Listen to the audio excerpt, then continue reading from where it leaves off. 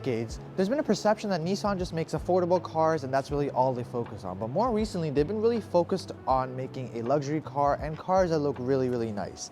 Welcome to GoneDrivin. My name is Rahul and today we're going to be looking at the 2022 Nissan Rogue Platinum. And of course, a huge welcome to Nissan Canada to the channel. This is my first press car from them, so welcome. If you're new to the channel, make sure you like, subscribe, and enjoy the video. Now, where exactly does the Nissan Rogue place itself in the lineup of cars that Nissan offers? Well, with the SUV lineup that they have, this is the mid-size SUV. So below this, we've got a Nissan Kicks, a Qashqai, and then this. Above this, we've got a Murano, Pathfinder, and an Armada. But today, our focus is going to be all about the Rogue. We're looking at the exterior, the interior, and then going for a quick drive. From the front end, the Rogue has a very, very nice and sharp design. So looking at this grille here, it's got this V end or V shape to it, which looks really nice. And we've got this black grille here. You can also get this part blacked out if you get the Midnight Edition. But with this one, we don't have that, just the Platinum Edition, so it comes like this. We've also got the Nissan logo here, the new one. This is also where the radar and the cameras are housed, so that's there for you. And then we've got these headlights, and I love how it's split up. So your LED daytime lights and your turning signals are housed here, but then your actual headlight is in here. And I like how it's cut up here with this little piece. We've also got a vent here to kind of add to the sporty design of it, but overall the front end of the Nissan Rogue looks really, really nice. Under the hood of the Nissan Rogue, we've got a 1.5 liter 3-cylinder engine with a turbocharger, a variable compression turbocharger that produces 201 horsepower and 225 pound-feet of torque, which is plenty for this car, made it with a CVT, which I know a lot of people don't really necessarily like, but honestly, when we go for a drive, we'll talk a little bit more about it, but that's what you get with the Platinum Edition Nissan Rogue. I love how the Nissan Rogue looks from the side, especially in this color. So this is a metallic blue paint that we have. It's actually a two-tone. So you've got the blue and you've got the black on top here. You've also got 19-inch rims here as part of the Platinum model. So that is really nice. They look really nice. They look like kind of blades, which is really cool. And also we've got this fender flares here, which again kind of add to the off-roady and the SUV elements of this car. We've got these sharp body lines that go all the way to the back of the car. We've also got our cameras here. So we've got 360 cameras, which we'll see later on. But from the side, overall, I really love how it looks. There's one more thing I really love of the Rogue from the side, and that is the ease of entry and exit. So Nissan says that this door opens to almost a 90-degree angle, which is plenty, and there's lots of space to go in and out of the car, which means easier to load stuff in, kids, dogs, whatever you might have, it's very easy to do. And one more thing I want to point out is the keyless entry system. It's on the back doors as well as on the front doors. That makes a big difference. So other manufacturers, if you're listening, please take notes because this makes a big difference. Alright, now from the back of the Nissan Rogue, I'm not the biggest fan of it personally speaking, and that's just because of the taillight design here. So these are LED taillights here, but they don't really look the best in my opinion. And you've also got this Rogue badge here with the Nissan logo, and then to open the trunk, as opposed to it being here, you've actually got it right here. So you press this button and then it opens up. It's an electric tailgate, so convenience is there for you. It's also motion activated, so you can slide your foot underneath and it opens up. You've also got this nice big glass here and the rear wiper. And Nissan also says we've got a rear spoiler here on the back of the Rogue, again adding to the sporty element of it, but overall I think it looks pretty satisfactory, but not as good as the side or the front. All right, let's go ahead and check out the trunk of the Nissan Rogue because I'm sure that's going to be very important to a lot of potential owners as well. So the way you open it, as I mentioned earlier, slide your hand here, or motion activated. It is an electric tailgate, so it opens up for you. And then you've got what Nissan calls a divide and hide, basically trunk design. So what you can do is you can actually move things around to essentially divide it the way you want it if you wanted to. There's space underneath here if you want to as well, which is really, really cool. You can also fold your seats with a 60-40 split, all with this lever right over here and the lever right over here. But overall, for a mid-size SUV, this got a lot of space, and I think that's really fantastic. Now with the exterior out of the way for the Nissan Rogue, let's go ahead and check out the interior because there are a lot of surprises and a lot of cool things inside. Alright, so looking at the rear seats of the Nissan Rogue before we get into the front seats, we've got this nice quilted design here, which looks really, really nice. Reminds me of like German luxury cars. It is leather that Nissan calls, which is really nice. And also we've got this 90 door angle again, which I just can't get over. It's just so fantastic to get into the car and outside of the car. And now let's go ahead and sit in it. Again, lots of legroom and lots of headroom. I'm at 5'8", 5'9", and there's plenty of space for me to sit very comfortably. You've also got heated rear seats, so keep in mind the Platinum is the highest trim level you can get in the Rogue, and it's equipped with things like the heated seats. You've also got the ability to change your controls here, or your temperatures, as well as USB-C and a USB-A port. You've also got an armrest area right over here. You've also got little blinds here to block off any sunlight or anything else that you want, which is really, really cool.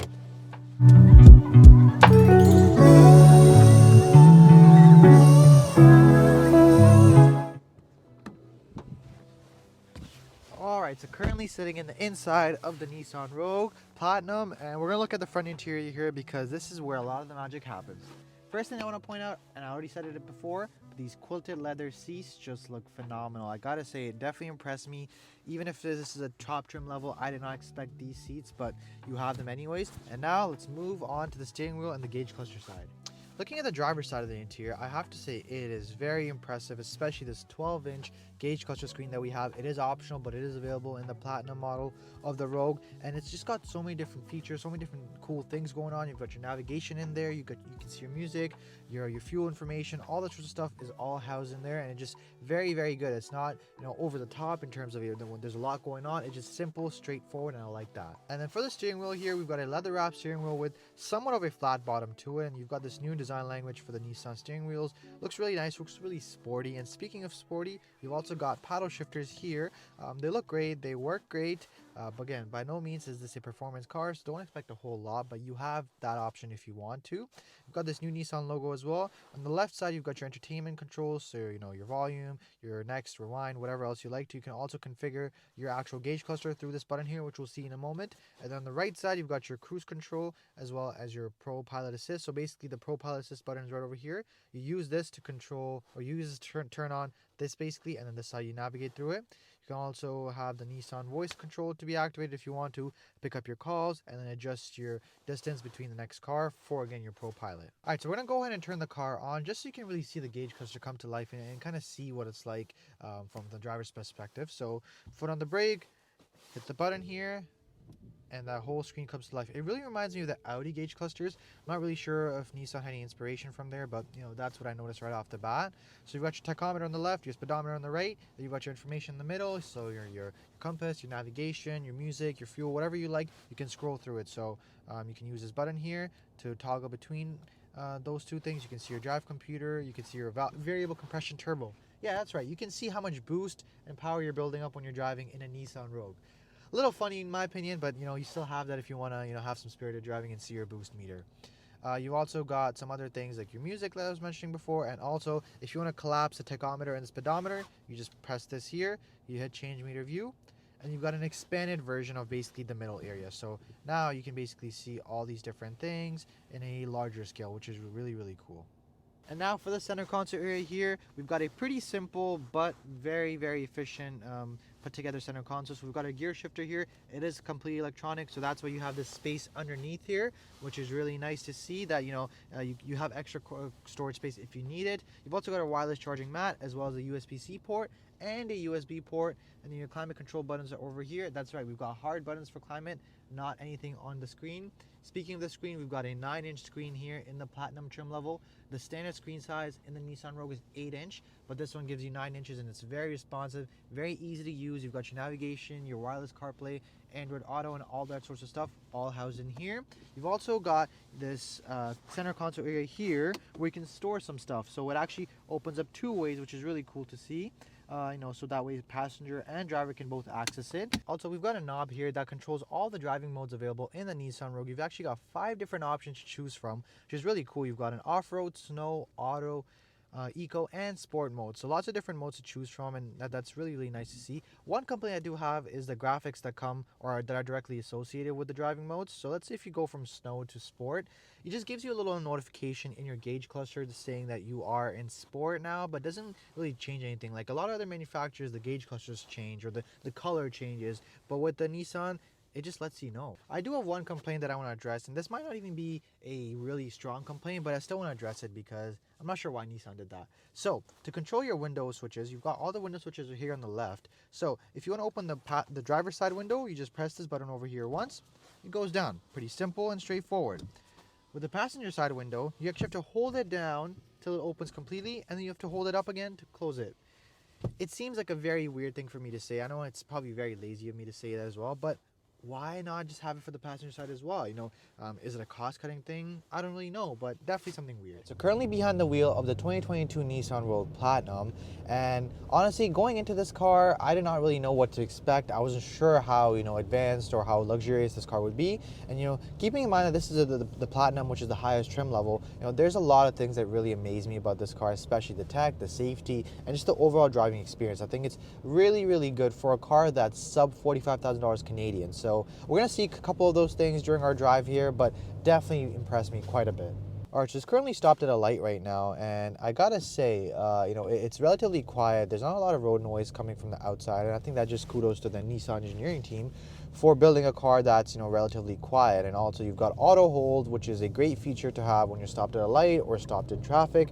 So that's there for you as well. There is also some pumped-in audio, which we'll get to in a moment, but I'm not the biggest fan of that. I'm not sure why Nissan had to put it into this car, but it is there, unfortunately. All right, so I just put the car in sport mode, so there are lots of different modes in the Nissan Rogue. And again, just circling back on that pumped-in audio noise. So we're gonna floor the car here a little bit, and you're gonna hear that.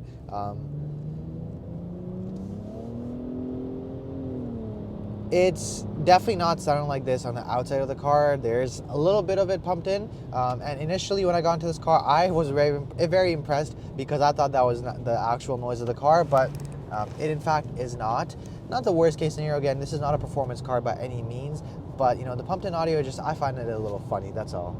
All right, so we're currently on the highway right now, and there's one feature of the Nissan Rogue Platinum that I really want to showcase to all you guys, and that's the ProPilot Assist. So that's basically some level of semi-autonomous driving that Nissan has come out with. It's basically got the lane assist, steering assist, and adaptive cruise control all meshed in together, and essentially allows for single lane driving on an autonomous level, or some level of autonomy. So again, it's not meant to be used for city driving, and Nissan is very clear about this as well. It's supposed to be an assist, not something you can solely rely on, but it is there for you if you want to use it, and we're going to show it to you guys in a moment here.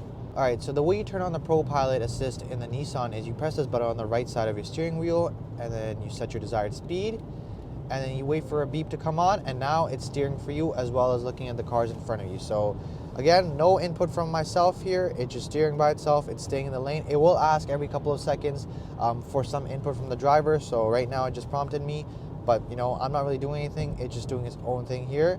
And honestly, it is very convenient, especially on longer road trips. It's really, really nice, and it works well. I've tried it out in the Kia that I had a couple of months ago, the Kia Forte GT, and it was not the best in terms of the actual user-friendly side of things, and also it just didn't work half the time. But this car, it's worked most of the times. Today we've had some snow and it's still working decently fine. Again, I'm not really doing anything, and you can see that the steering wheel is just moving by itself. It's looking at the traffic in front of me as well. So really, really nice. It's definitely impressed me quite a bit, especially families or anyone who really wants to take this car for longer road trips. It's there for you. One more thing that I want to point out about the Nissan Rogue's interior is the gauge cluster screen here. So it is really, really nice, very informative, very user-friendly, and just overall just has all the information that you need. It's also got navigation, which I can't believe I'm saying, but a lot of manufacturers choose to not do it or not incorporate it. Like the Volvo that I had, the XC40 a little while ago, it didn't have it in the gauge cluster. That makes things very easy and very convenient. You've also got a heads-up display. Again, this is an optional feature, but it is available in the Platinum trim level, which is really nice. But I mean, in terms of the customizability, there's not a whole lot you can move around, but everything is there in front of you in the Rogue in terms of the gauge cluster. You press this one button here and you get two basically different types of speedometers. So you get the most conventional one, and you can also get one that just basically puts away your tachometer and your speedometer. But overall, I think this has really impressed me, as well as this screen here. So this is a 9-inch entertainment screen that we have.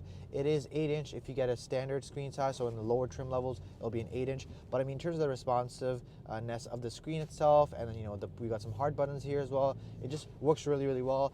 The graphics are really nice as well. You've also got Nissan built-in navigation, which in my opinion isn't the greatest. I mean, it is a little outdated, but now with today's day and age, you've got CarPlay, you've got Google Maps, you've got Waze, so all those things are available pretty easily now, so you'd rather be accessing those anyways, but it is there for you. And speaking of CarPlay, you've got wireless CarPlay and Android Auto available in the new Rogue, which again makes life very, very easy.